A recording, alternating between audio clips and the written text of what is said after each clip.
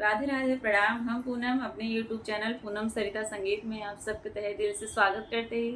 आज बहुत सुंदर लाचारी गीत लेके आए हैं। आप सब सुने कैसे लगा कमेंट में जरूर बताइए। खूब सारा प्यार और आशीर्वाद बनाए रखिए। अगर आप सब चैनल पर नए हैं हमारे परिवार से जरूर जुड़ जाइए और खूब सारा प्यार आशीर्वाद बनाए रखिए। वीडियो ज़्यादा से ज़्यादा शेयर करिए।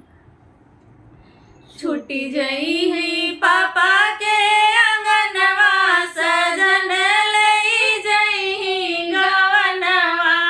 छुट्टी जई पापा के अंगनवा सजन लई जई गवनवा।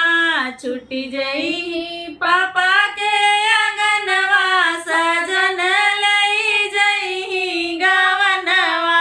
घरवा में मम्मी रोई दुअरे पे पापा। घरवा में मम्मी रोई दुअरे पे पापा। रोई रोई करई कन्यादानवा सजन लई जई गवनवा। रोई रोई करई कन्यादानवा सजन लई जई गवनवा। छुट्टी जई पापा के अंगनवा सजन लई जई गवनवा। छुट्टी जई पापा के अंगनवा सजन लई जई गवनवा। घरवा में चाची रोई दुअरे पे चाचा। घरवा में चाची रोई दुअरे पे चाचा। रोई रोई करई कन्यादानवा सजन लई जई गवनवा।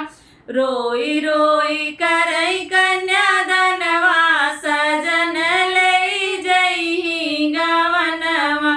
छुट्टी जई पापा के अंगनवा सजन लई जई गवनवा।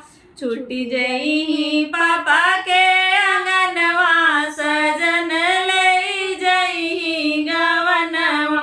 छुट्टी जई पापा के अंगनवा सजन लई जई गवनवा। घरवा में भाभी रोई दुअरे पे भैया। घरवा में भाभी रोई दुअरे पे भैया।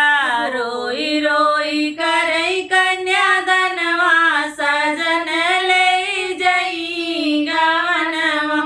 रोई रोई करई कन्यादानवा सजन लई जई गवनवा। छुट्टी जई है पापा के अंगनवा सजन लई जई गवनवा। छुट्टी जई